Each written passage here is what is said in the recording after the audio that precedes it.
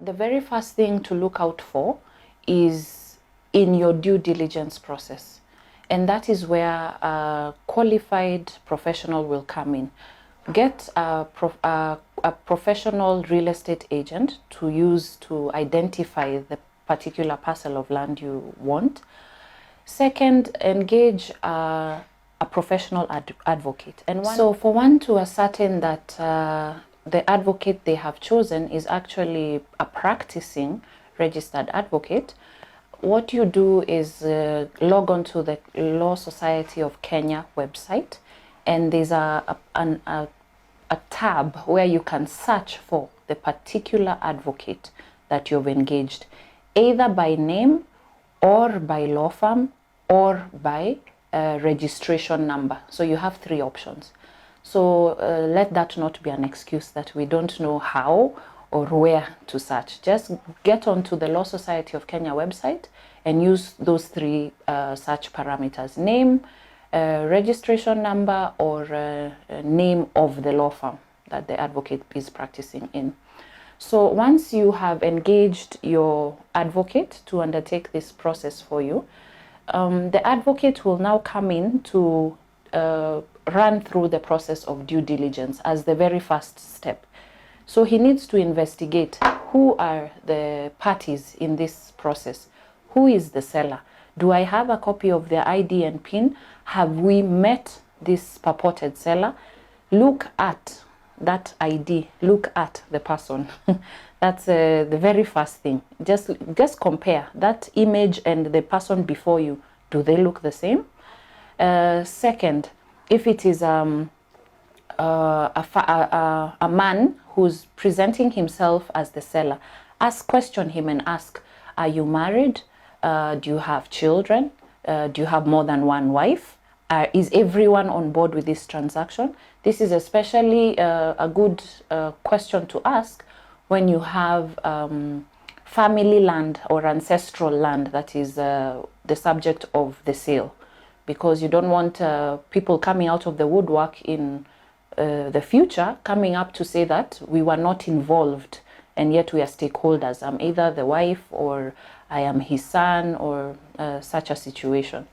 Then another search that you could conduct, other than, of course, the one at the lands office, which I'd already talked about before, is the search at the survey records office in Nairobi.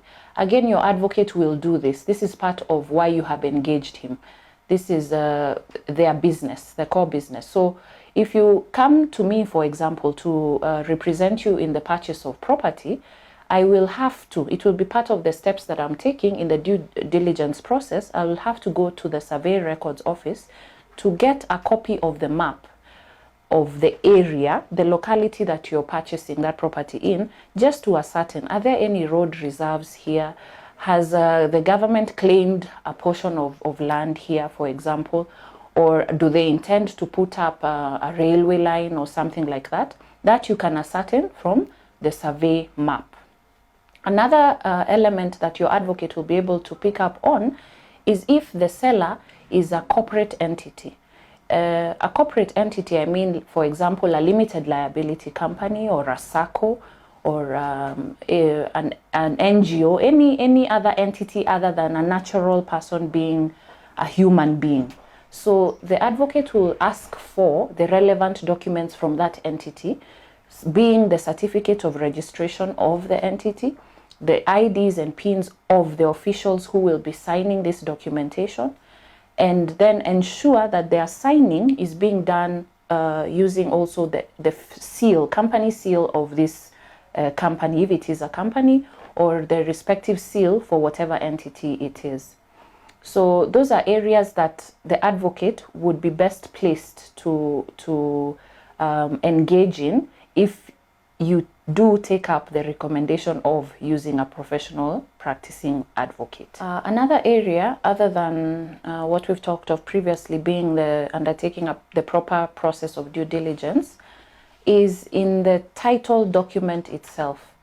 There's been a lot of fraud and illegalities in our country with regard to the titles that are being issued, and a way that one can use to identify whether their title is, or rather what to pick up on the title that you've actually been issued, or the title that is being sold to you. Again, use a registered and current practicing advocate. The advocate is best placed to identify for you.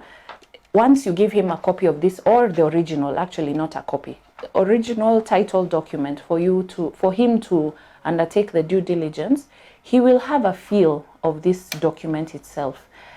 He can tell what the font used, the signature of the registrar who is signing the document, the nature of the stamp that has been affixed on the title, the texture of the paper, or any errors on the document. You might find that some parts have even been struck out and something typed over or written above. Those are indicators that something could be wrong with what you have. So the advocate will have a second eye on this, and it will pique his interest, and he'll now investigate further. Why are there so many errors? Or why does this paper feel different from what I'm used to? Or why has I've never heard of this registrar who has signed this title document? Is there actually such a person at this registry by this name?